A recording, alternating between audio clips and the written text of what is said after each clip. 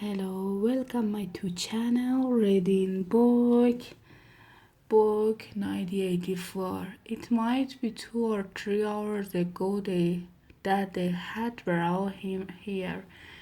The dolphin in the belly never went away, but sometimes it grew better and something worse, and his throat expanded or contracted accordingly. When it grows, the soul of the pain itself, and of his the, desire for food. When it grew better, panic took hold of him. There were moments when he foresaw the thing that would happen to him with such actuality that his heart galloped and his breath stopped. He felt the smash of trench on his elbow and I shoot both on his side. He saw himself crawling on the floor, screaming for mercy through broken teeth. He hardly saw of Julia. He could not fix his mind on her. He loved her and would not betray her. But that was only a fact now, as he knew the role of the arithmetic. He felt no love for her and he hardly even wondered what was happening to her. He saw after of O'Brien with a flickering hope. O'Brien might know that he had been arrested. The brotherhood, he had said, never tried to save its members, but there was the razor blade. They would send to razor blade if they could. They would be perhaps 5 seconds before the grey could rush into the cell. The blade would bite into him with a sort of boring coldness, and even the finger that held it would be cut to the bone. Everything came back to his sick body, which Sharon, trembling from the smallest pain. He was not certain that he would use the regular blade even if he got the chance. It was more natural to exist from moment to moment, accepting another than many life, even with the certainty that there was to try at the end of it. Sometimes he tried to calculate the number of percolaine break in the wall of the cell. It should have been easy, but he always lost count. At some point or another, more often he wondered where he was and what time of day it was.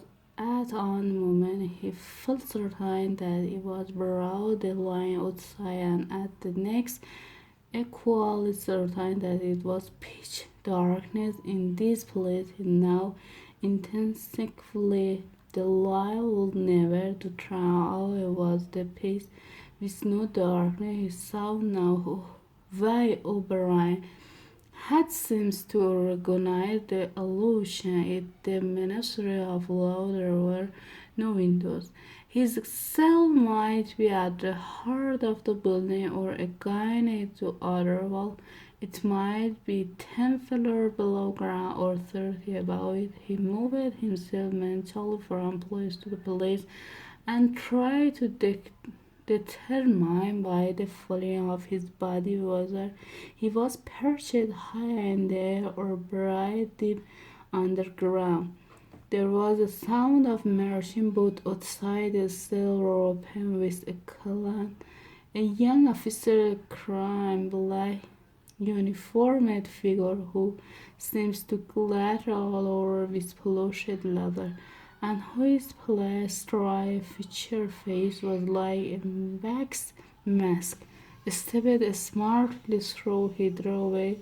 He to the ground outside to Brian's depository. The input Malfoy shambled into the cell chain shut again, and Malfoy was made on one or two uncertain movements from side to side, as though having some idea that there was another door to go out of and then back to wander up and down the cell. He had not yet noticed Wisdom person. His troubled eyes were gazing at the wall about the matter about the level of Wisdom hat. He was shoeless, large dirty toes were sticking out of the hole in his sock. He was also several yards away from the shave. A scrubby bear covered his face to the cheekbone, giving him an air of ruffles that went oddly with his large wig from a nervous movement. Mr. roused her, her, herself a little from the lethargy he must speak to and rise to yell from the telescope. It was even conceivable that was the bear of the razor blade. There was no yell from the telescreen. Paused middle story. His eyes focused themselves slowly on Wisdom. Ah, Smith, say you too. What are you in for? To tell you the truth. He sat down awkwardly on the bench opposite Wisdom. There is only on often in there not, he said, and have you committed it? Apparently I love. I put a hand to his forehead and pressed his temples for a moment. As though trying to remember something, these things happened.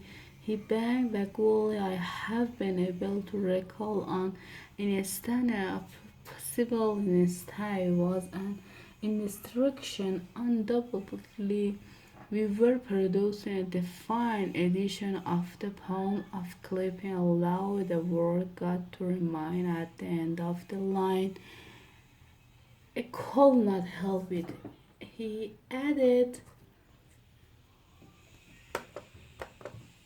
almost indignantly raising his face to look at Wisdom. It was impossible to change the line. The rhythm was wrote.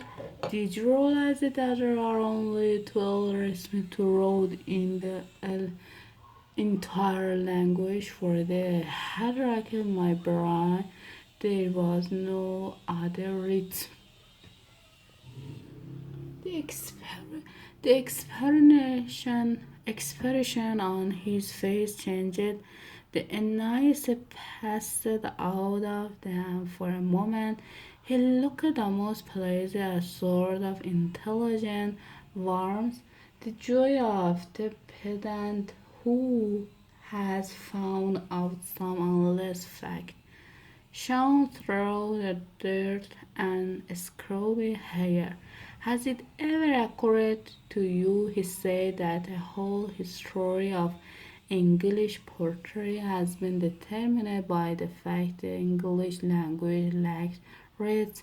No, that particular thought had never occurred to Wisdom, nor in the circumstance did it strike him as very important or interesting.